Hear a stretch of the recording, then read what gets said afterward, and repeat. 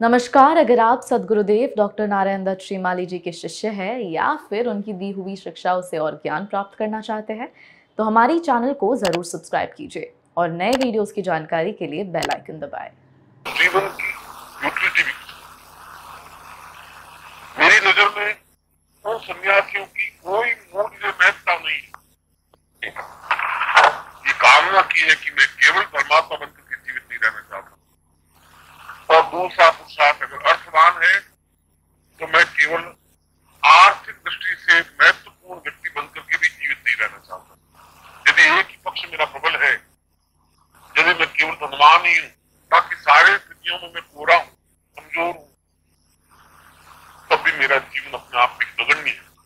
क्योंकि अगर पैसा ही सब कुछ है, पैसा बहुत कुछ है, मैं दरिद्र बनने की बात नहीं कर रहा हूं, क्योंकि दरिद्र बनना तो सबसे बड़ा अभिशाप है। जीवन में हमारे पूरे 25,000 वर्षों की श्रेणी में दरिद्रता को कहीं स्थान नहीं दिया है। लक्ष्मी का स्तवन किया गया है, दरिद्रता को कहीं स्तवन नहीं किया गया है, दरिद्रता को कहीं गले नहीं लगाया गया है।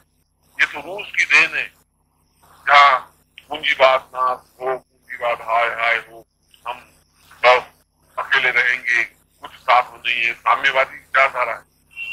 मगर साम्यवादी विचारधारा का मूल कभी आप पाओगे पढ़े तो आपको मालूम पड़ेगा कि वहां पर भी मूल में बिना पूंजी के साम्यवाद भी पनप नहीं सकता। इसलिए उसने कहा है कि मैं केवल अर्थवान भी नहीं बनना चाहता। हमारे प्राचीन के जितने भी कुटियाएं हैं, जितने भी आश्रम हैं, वशिष्ठ आश्रम, विश्वामित्र आश्रम, याज्ञवल्क्य आश्रम, और हमारे पुराणों में वर्णन है कि वशिष्ठ के पास 25,000 गायें थी। उसमें गायों ही मूल्य था, विनिमय का साधन गाय थी। आज विनिमय का साधन रुपया है। हम एक गाय खरीदते हैं, 100 रुपए देते हैं, गाय दे देते हैं। उसमें एक गाय देते हैं, धान लेते थे, दूसरी गाय देते थे, कपड़ा खरीदते थे। विनिमय का साधन गाय थी। और जिनके पास 25,000, 50,000, 1 लाख, 2 लाख गायें थी, वे सभी संपत्तिवान थे। पर केवल संपत्तिवान ही नहीं थे, बात में देखिए। और तीसरा पुरुषार्थ है काम, और काम के माध्यम से परिवार की उत्पत्ति, परिवार का पालन, परिवार का सृजन होता है। तो कहा है कि मैं केवल काम युक्त, परिवार युक्त बनकर के भी जीवित नहीं रहना चाहता हूं, और न मेरी आकांक्षा, न मोक्ष आकांक्षा, न विभव वांछाम किचन में, मेरे मोक्ष की भी कामना नहीं। क्योंकि मोक्ष होने के बाद तो भाई केवल एकात्म भाव हो जाएगा कि मैं अपने आप को समर्पित कर देता हूँ, समाप्त कर देता हूँ। मैं तो बार बार जन्म लेना चाहता हूँ, हर बार जन्म लेना चाहता हूँ, हर बार संसार की इन काज प्रतिघातों में जूझना चाहता हूँ, समाज को कुछ देना चाहता हूँ। यह जो जीवन का मकसद है, ये जो जीवन का मूल्य है, ये जो जीवन का अर्थ है, क्योंकि जीवन 2 प्रकार से जीवित रहता है। जीवन के 2 मूल्य हैं, 2 अर्थ हैं। एक, जीवन केवल अपने अर्थ की तुष्टि करता है, यहां समझने की जरूरत है। क्योंकि हमारा जो मूल्यात्मक जीवन है, हम सभी अपने आप में सभ्य हैं, और हम अपने आप को सभ्य कहते हैं कई दृष्टियों से, कई तरीकों से, क्योंकि सभ्यता की कोई परिभाषा नहीं है। मगर हम सभी इस बात पर एक मत है कि हम सभ्य हैं। इसलिए सभ्य हैं कि हम कपड़े पहन के बाहर आते हैं। इसलिए सभ्य है कि हम गाली अगर मेरे मुंह में आती भी है तो बोलता नहीं। और सभ्यता केवल नकल से प्राप्त है, सभ्यता ओरिजिनल कोई चीज है। मैं अंग्रेज आए तो उसके बाद में पैंट टाई कोट लगा करके बाहर निकलता हूँ। यह मेरी ओरिजिनलिटी कुछ नहीं है, यह मेरी सभ्यता नहीं है, यह एक नकल है जो मैंने प्राप्त। मैं कुर्ते खोल करके धोती पहन के बैठ जाता हूँ, ये सभ्यता नहीं है। यह हमारे पूर्वजों द्वारा प्रदत्त एक तरीका है, सिस्टम है जो मुझे मिल गया है। सभ्यता अपने आप में प्रादुर्भूत चीज नहीं है, मूल्यवान चीज नहीं है, अर्थवत्ता नहीं है, जीवन का प्राण नहीं है, मनुष्यता का पहचान नहीं है। सभ्यता अपने आप में कोई तरीका नहीं है। सभ्यता तो केवल इसलिए है कि 2 व्यक्ति आपस में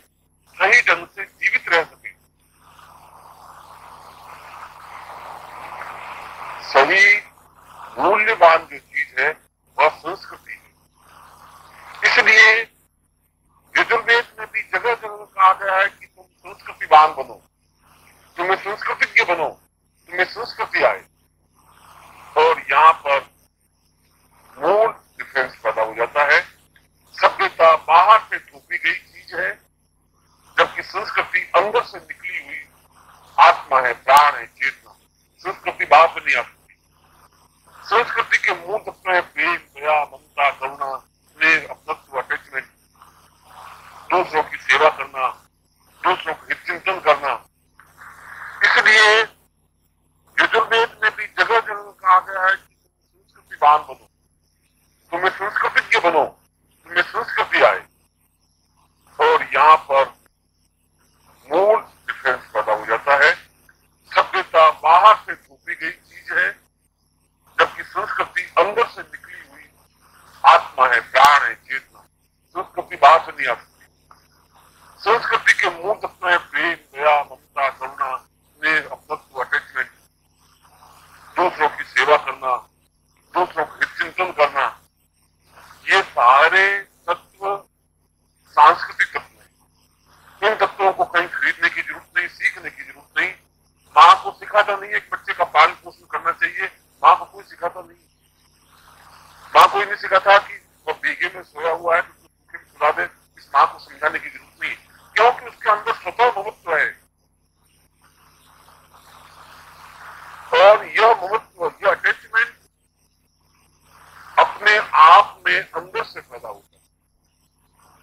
और जो संस्कृतिवान है, जिनमें मूल रूप से संस्कृति है, सही अर्थों में वह व्यक्ति है, संस्कारित है। संस्कारात् द्विजुच्यते, जन्मनाम जायते शूद्र। ब्राह्मण के घर में भी जो पैदा होता है वो शूद्र ही पैदा होता है। जन्म से तो सभी शूद्र हैं, चाहे आप हो चाहे मैं हूं। संस्कारात् द्विजुच्यते, जब उसको संस्कारित करते हैं, संस्कार करने पर ही वह द्विज कहलाता है।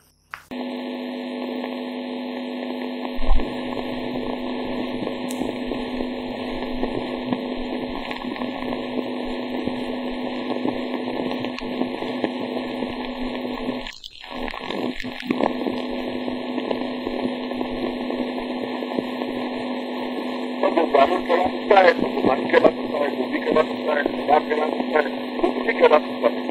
जब जन्म से सभी शूद्र है, शूद्र आसन है, शूद्र व्यवहार है, क्योंकि बहुत की हमें चिंता ध्यान नहीं है, काम बहुत करना चाहिए, कैसे करना चाहिए, हिसाब की चिंता नहीं, स्थान की चिंता नहीं, हमें कुछ ज्ञान नहीं।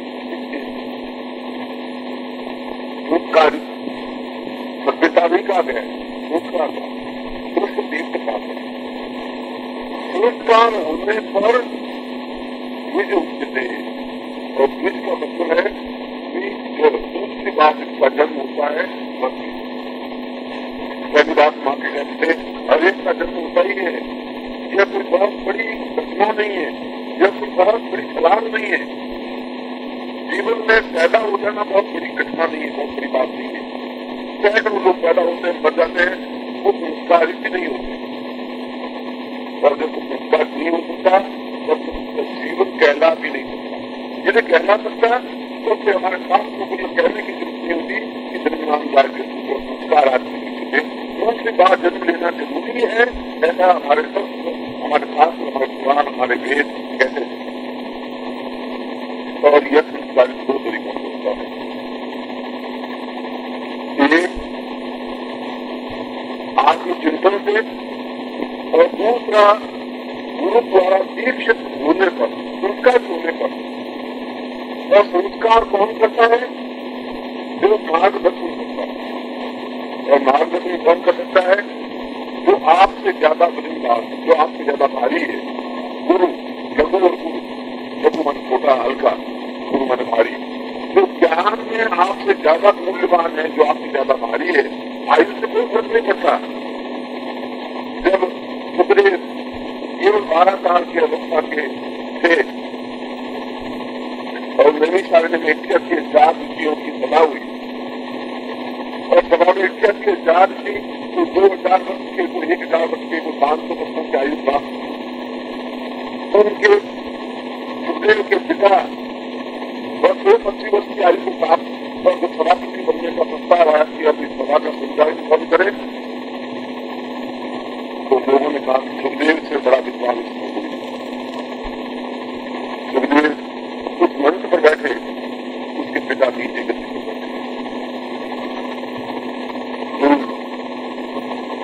उन्होंने कहा, मनुष्य ने कहा कि बड़ा आनंद है, आप किधर हैं?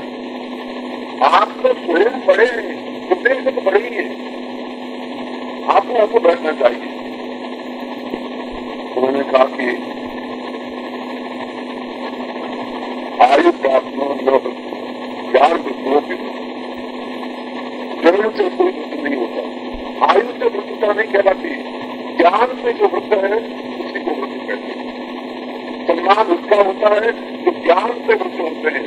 आयु से वृद्ध तो एक परंपरा है, लकीर है, एक किसी की बात है, इसलिए आयु को ज्ञान जो ज्ञान लौट नहीं सकता है, जो आपसे ज्यादा ज्ञानवान है, जो आपसे ज्यादा चेतना लिखते है, जो आपसे ज्यादा प्राण रखता है, तब इसीलिए शास्त्रों को कहा गया है साधना तब तक सफल हो ही नहीं सकती जब तक वह द्विज नहीं बनता, जब तक वह संस्कारित नहीं बनता, जब तक वह दीक्षा प्राप्त नहीं करता। इसलिए दीक्षा प्राप्त करने का महत्व है। दीक्षा प्राप्त करना ये तो कोई पहनाना या किसी को मंत्र देना या कोई मामूली बात नहीं है, इसको हमने समझा ही नहीं है। हमने ये समझा कि संस्कार होने पर क्या तात्पर्य है, अगर दीक्षा नहीं भी लेंगे तो क्या फर्क पड़ेगा। बहुत बड़ा फर्क ये पड़ेगा कि ये लाइट यहाँ इसलिए लग रही है कि ये कोई अजस्र स्रोत भंडार है बिजली का, जहाँ से पूरी लाइट प्रदान की जा रही है, और इससे कई गुना ज्यादा बिजली प्रदान होती है, पैदा होती है। होता है कोटा का अणु बिजली घर हो या चंबल की कोई बिजली घर हो, तो बहुत बड़ा बिजली घर जरूर है जहाँ हजारों के काम बिजली पैदा होती है, वहां से बिजली प्राप्त होती है। अपने आप में इस वर्ग की कोई महत्ता नहीं है, इसको रोकने की नहीं है, कोई रोकने नहीं है, कुछ लाइट में उस शहर में गली में होती है जो जैसे आपने या जो जमीन मांग जाए वो जमीन लिया है, वो 40 साल का हो गया है, 30 साल का हो गया है, 40 साल का हो गया है, मर गया है, उसमें अपने आप में कोई रोकने नहीं है। उसको रोकने के लिए एक बहुत बड़ी लाइन को प्रदान करना पड़ेगा, एक ऐसे गुरु को प्राप्त करना होगा जिसकी बहुत लंबी परंपरा नहीं होगी।